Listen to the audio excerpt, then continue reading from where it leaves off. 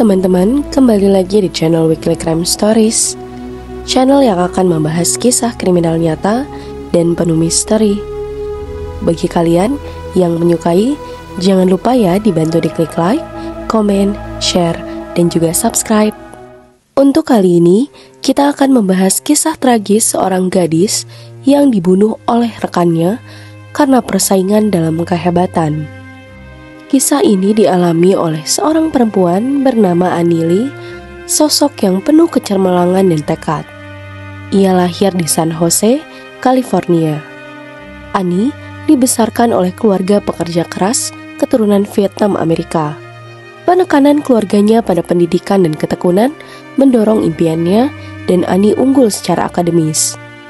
Seiring berjalannya waktu, rasa ingin tahu dan kegigihannya membawanya mengejar karir di bidang farmakologi.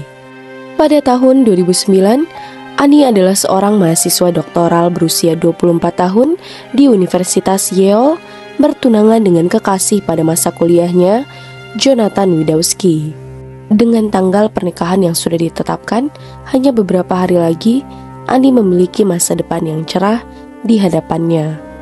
Pada 8 September 2009, hari Annie dimulai seperti biasa. Ia tiba di gedung penelitian Yale di 10 Amistad Street untuk melanjutkan pekerjaannya pada eksperimen terkait kanker. Fasilitas ini yang menjadi pusat penelitian terdepan dilengkapi dengan akses kartu kunci dan kamera pengawas, memastikan hanya orang yang berwenang yang dapat masuk. Namun, meskipun dilengkapi pengamanan, gedung tersebut menjadi tempat kejadian dari sebuah kejahatan yang mengerikan. Ketika Annie yang tidak pulang malam itu, teman-teman dan tunangannya mulai khawatir. Telepon dan pesan tidak dijawab. Di keesokan paginya, ketidakhadirannya dilaporkan ke polisi Yale. Penyelidik pun dengan cepat memeriksa rekaman kamera pengawas, mencatat bahwa meskipun Annie terlihat masuk gedung, tidak ada rekaman yang menunjukkan ia keluar. Aktivitas kartu kuncinya juga menunjukkan bahwa ia telah bekerja di laboratorium selama beberapa jam sebelum akhirnya menghilang. Pencarian polisi di fasilitas penelitian dilakukan dengan teliti. Anjing pelacak mayat dikerahkan dan setiap sudut gedung diperiksa.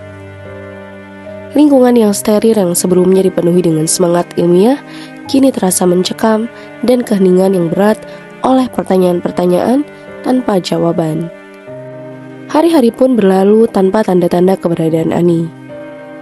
Kemudian, pada 13 September 2009, hanya beberapa jam sebelum hari pernikahannya, penyelidik membuat pertemuan yang mengerikan. Tubuh Annie ditemukan terselip di dalam rongga dinding di ruang mekanik di basement. Ia ditemukan dengan keadaan telah tercekik. Penemuan mengerikan ini mengguncang komunitas Yale dan dunia luar. Gambaran seorang ilmuwan muda yang menjanjikan, yang hidupnya diputus secara brutal, meninggalkan semua orang dalam keterkejutan. Pertanyaan pun timbul, siapa yang bisa melakukan tindakan sekeji itu? Kecurigaan segera jatuh pada Raymond Y. Clark III, seorang teknisi laboratorium berusia 24 tahun yang bekerja di fasilitas yang sama. Raymond bertanggung jawab untuk mengawasi kebersihan laboratorium dan memastikan kebutuhan terhadap protokol keselamatan. Secara lahiriah, ia tampak sebagai pekerja yang pendiam dan rajin, tetapi di balik itu tersembunyi temperamen yang tidak stabil.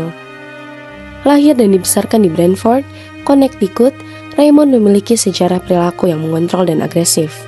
Mantan pacarnya menggambarkannya sebagai seseorang yang posesif dengan kecenderungan meledak dalam kemarahan atas hal-hal sepele. Di tempat ia kerja, ia dikenal tegas tentang kebersihan laboratorium, sering berselisih dengan peneliti tentang apa yang ia anggap sebagai pelanggaran protokol.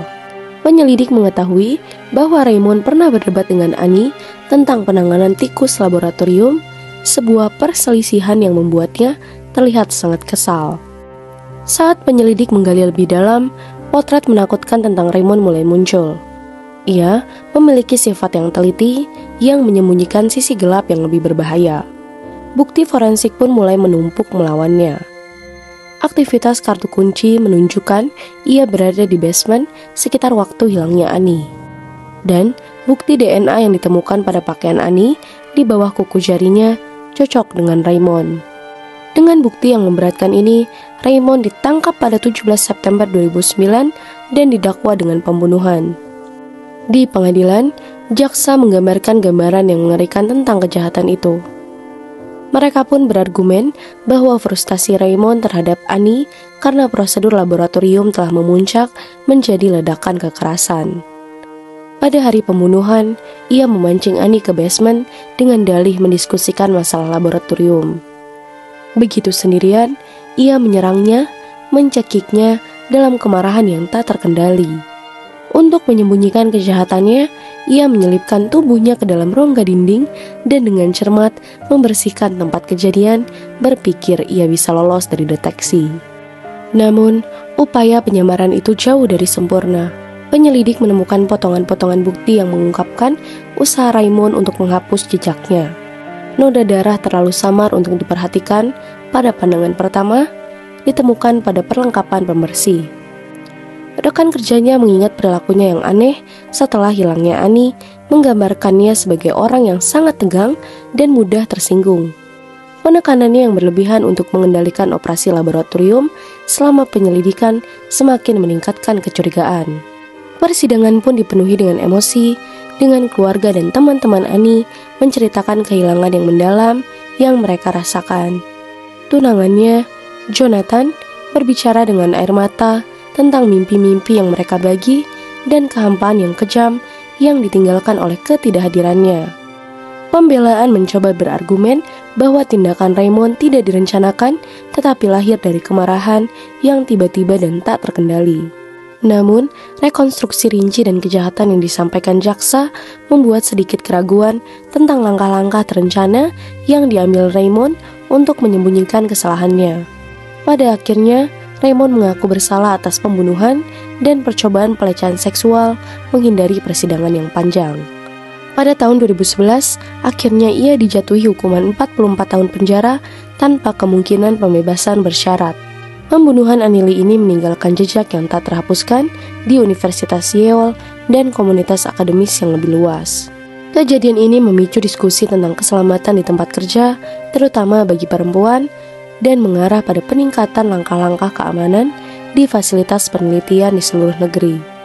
Keluarga Annie, meskipun hancur, mendirikan beasiswa atas namanya untuk menghormati semangatnya terhadap sains dan memastikan warisannya tetap hidup.